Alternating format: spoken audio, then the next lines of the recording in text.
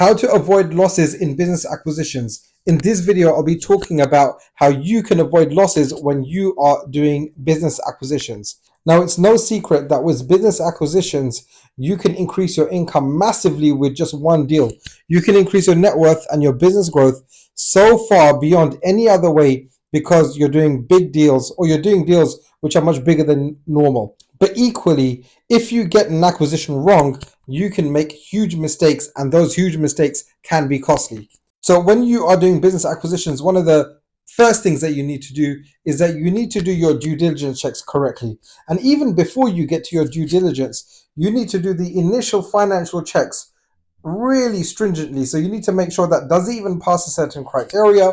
Is it something which is performing either in line or above industry standards? And how do you know that? The only way that you know that is, number one, if you know how to analyze these things, and number two, if you are experienced in that industry or you have people on your team who know about the industry. See, if you go and you want to do a business acquisition in a particular industry and you have no clue about the industry in terms of how businesses are supposed to be performing in that industry, what kind of margins are in that industry, what kind of profits are in that industry, then how can you make any analysis as to whether it's something that you want to go ahead with? Right? You need to have that preliminary information, that basic information that ensures that, right, this business is actually worth something. Because don't forget, most businesses out there are crap. They're rubbish businesses. They're not worth the paper that they're written on for an acquisition. Now, they do well for the business owner that is owning it and running it for that time. But for any person who's buying businesses, it's probably not worth even looking at a second time.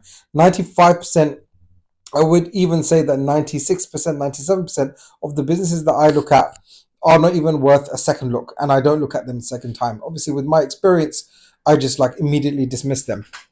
But for you who's maybe doing an acquisition for the first time or the second time or even the third time, then you need to make sure that you really understand your business metrics. So doing that first bit of due diligence checks to make sure that it passes that criteria, it passes that industry benchmarks, then you can go ahead with it.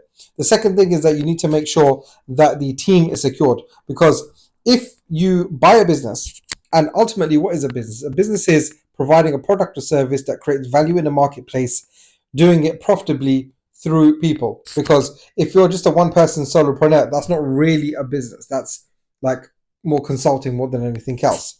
But when you have a business, that's a group of people who are providing those products and services to the marketplace, and therefore then it has value which can be sold. And when I say value that can be sold, we can buy them, right? So we can buy them. But if all of a sudden all of those people leave, the expertise leave, the experience leaves, the talent leaves, then what value is left in that business? Yes, it does have some value from the customers coming back to the business because of whatever reason, and there are multiple reasons why a customer would do that. But ultimately, when your people leave, then the customers can't be fulfilled on. So therefore, you need to make sure that the operational side of the business is really taken care of, and especially the team. So that's two of the ways on how you can ensure that you avoid losses when you are doing value acquisition, doing business acquisitions. I talk about value acquisitions all the time because value acquisitions is the particular methodology that I use to ensure that we get great businesses to completion.